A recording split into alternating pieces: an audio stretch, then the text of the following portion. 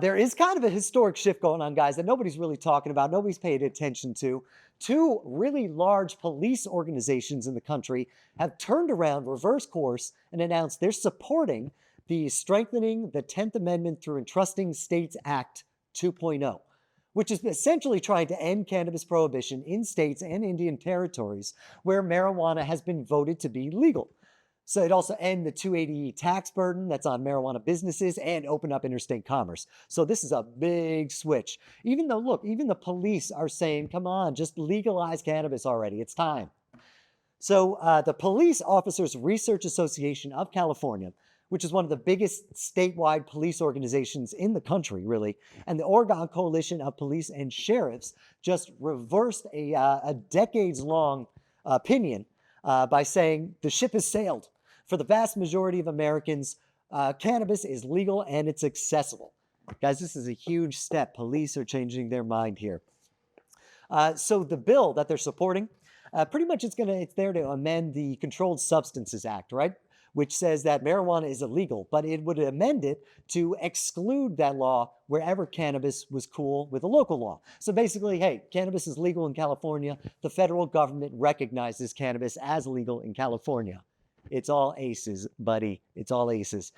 So that would allow the feds to actually work with local law enforcement and not against them.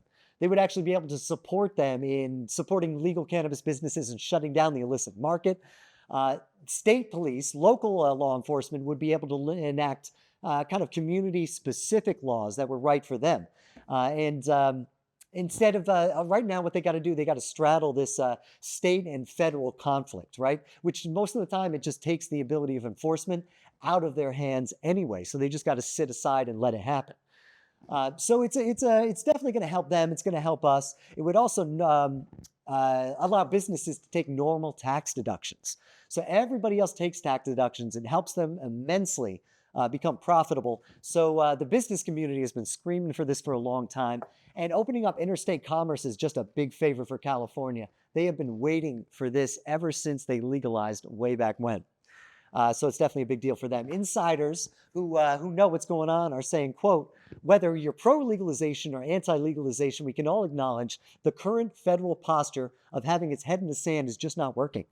This legislation does not aim to open up new cannabis markets. Instead, it simply aligns federal policy so that existing cannabis markets are safer and federal efforts can be focused on keeping cannabis out of states where it remains illegal.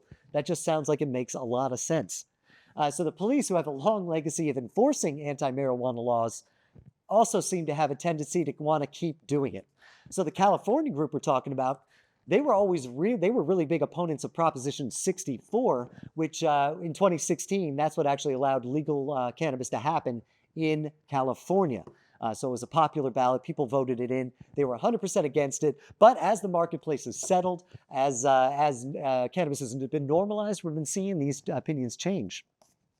So the president of this organization, the California one, said, quote, a fair amount of officers patrolling the streets nowadays know nothing other than legalized marijuana in the state of California. Much more receptive to conversations on cannabis. The reality is we should be focusing on violent crimes and making our communities safer. So Congressman Dave Joyce, he's a Republican from Ohio. This is the guy behind this bill, the States Act. He was cheering him on. He said, quote, as a former prosecutor, I know firsthand that our law enforcement officers are already stretched thin. Forcing these public servants to walk a discrepant line between state and federal policy not only defies state rights, but is an inefficient use of precious law enforcement resources.